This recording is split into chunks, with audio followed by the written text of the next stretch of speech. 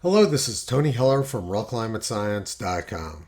Carl Sagan said, "Extraordinary claims require extraordinary evidence." 10 years ago, Barack Obama made an extraordinary claim. He said, 97% of scientists agree. Climate change is real, man-made, and dangerous. The link he provided currently goes to this page. There's not a lot of useful information about climate located there. The link used to take you to this article, which has since been deleted by Reuters. 97% of scientists say global warming is mainly man-made, but a wide public belief that experts are divided is making it harder to gain support for policies to curb climate change, an international study showed on Thursday. The report found an overwhelming view among scientists that human activity, led by the use of fossil fuels, was the main cause of rising temperatures in recent decades. There is a strong scientific agreement about the cause of climate change, despite public perceptions to the contrary, said John Cook of the University of Queensland in Australia, who led the study in the journal Environmental Research Letters. So let's take a look at that study. We find that 66% of abstracts express no position on anthropogenic global warming. 32.6% endorsed anthropogenic global warming and 0.7% rejected it. Among abstracts expressing a position on man-made global warming, 97.1% endorsed the consensus position that humans are causing global warming. That would be analogous to saying that 97% of theologians who write articles about Catholicism believe in Catholicism. The important statistic here is that 2/3 of the abstracts express no opinion. Most of the people who write scientific papers about man-made global warming are likely to believe in man-made global warming. That's why they wrote the article. A few months after Obama made his claim, the American Meteorological Society took this poll of their professional members. They were asked, "Is global warming happening? If so, what is the cause?" Only 52% of respondents said, yes, it's mostly due to humans.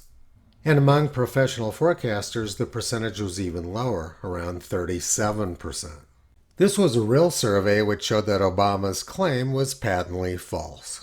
Nowhere in the Reuters article, the Cook study, or the American Meteorological Society survey was the word dangerous even mentioned. Obama fabricated the entire premise of his tweet. He was trying to push his energy policy via junk science and a fake appeal to authority.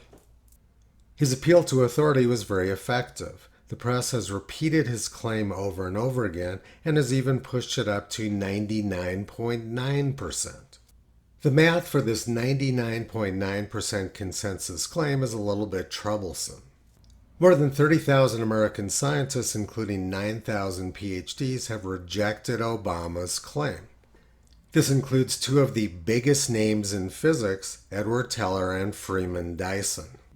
In order for the claim of 99.9% consensus to be accurate, that would require 9 million PhDs supporting Obama's scam. The PhDs don't believe it, and it's pretty clear that Obama doesn't believe it himself either.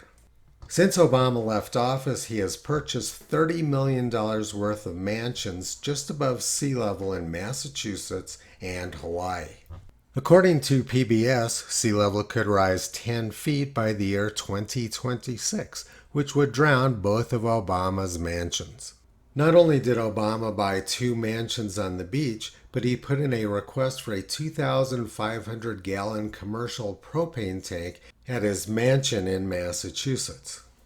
This would be the largest residential propane tank in Martha's Vineyard. It's pretty clear that Barack Obama doesn't actually believe the global warming propaganda he's been pushing.